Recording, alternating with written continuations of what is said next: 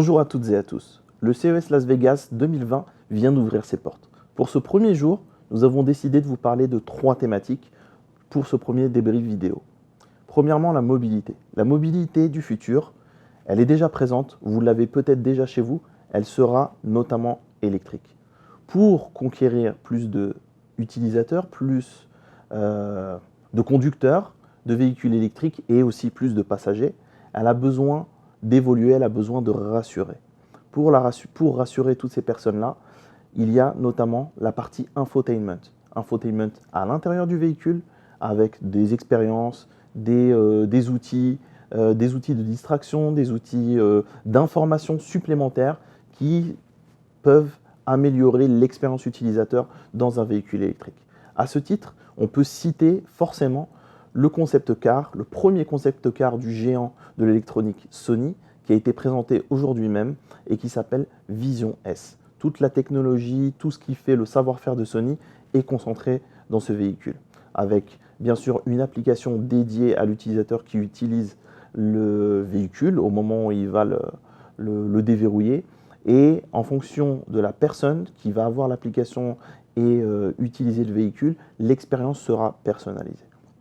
On peut parler également de tout ce qui va être solution d'infotainment dans le véhicule, mais aussi à l'extérieur du véhicule. Quand on parle de véhicules électriques, on parle généralement, en tout cas souvent, bien que ce soit différent, de véhicules autonomes. Donc du futur véhicule autonome, à 100%, nous personnellement, nous n'y croyons pas. L'autonomie niveau 5, nous n'y croyons pas, sauf dans des conditions très spécifiques pour du transport urbain ou autre. En tout cas, sur la semi-autonomisation, il y aura forcément besoin d'informations à l'extérieur du véhicule pour les autres conducteurs de véhicules électriques également ou de véhicules thermiques classiques.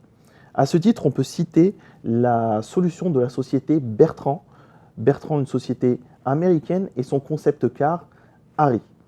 Harry, qu'est-ce que c'est? C'est un véhicule autonome électrique avec des IHM, des écrans intégrés à l'avant du véhicule et à l'arrière du véhicule dans l'équivalent d'un pare-choc qui permettent d'indiquer à un moment donné pourquoi le véhicule s'arrête. Est-ce que le véhicule s'arrête parce qu'il a un problème?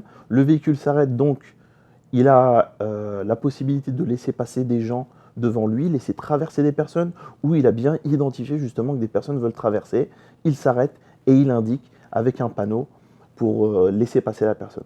Ça, c'est l'interface, l'interaction du véhicule dans son environnement. C'est aussi ce que l'on peut appeler de plus en plus, forcément avec l'amélioration des technologies V2X. Le véhicule dans son environnement, le véhicule avec l'infrastructure, avec la ville, avec les piétons, avec les humains, comment il interagit. Tous ces concepts sont réellement intéressants et en tout cas, si vous êtes sur le CES, nous vous invitons vraiment à aller les découvrir au niveau du Westgate. Ensuite, puisqu'on parle de véhicules, de mobilité, de V2X et d'interaction avec l'environnement, on doit forcément parler des Smart Cities. La Smart City, les Smart Cities sont réellement ancrés, et en tout cas les territoires, les régions, les villes ont compris l'intérêt de s'équiper, de proposer des solutions intelligentes pour exploiter le nouvel environnement digital qui se présente à elles.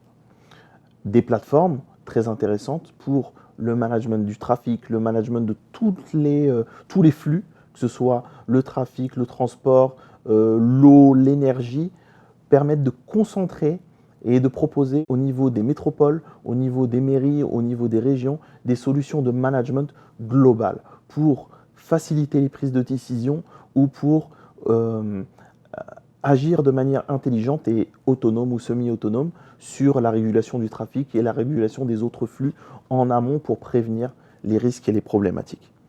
Lorsqu'on parle forcément de mobilité électrique puis de Smart City, il y a une troisième thématique qui nous paraît à nous essentielle et qui est absolument présente et omniprésente sur le CES 2020, c'est l'énergie. L'énergie électrique, toute forme d'énergie, mais en particulier l'énergie électrique.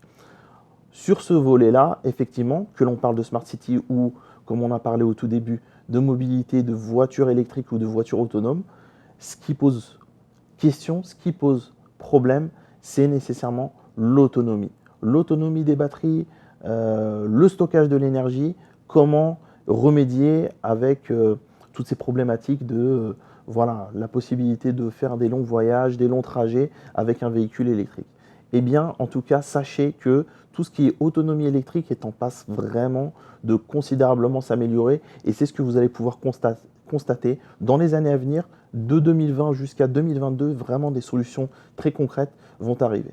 On peut citer notamment des innovations en termes de matériaux, de semi-conducteurs, de matériaux d'électrodes pour des batteries, pour des battery packs, pour le stockage de l'énergie et améliorer considérablement les performances en termes d'autonomie.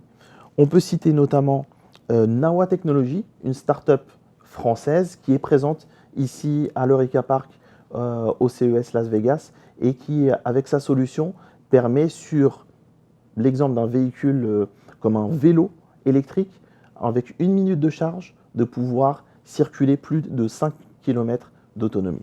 Ça, c'est vraiment intéressant et ça peut s'appliquer effectivement même aux véhicules type voiture.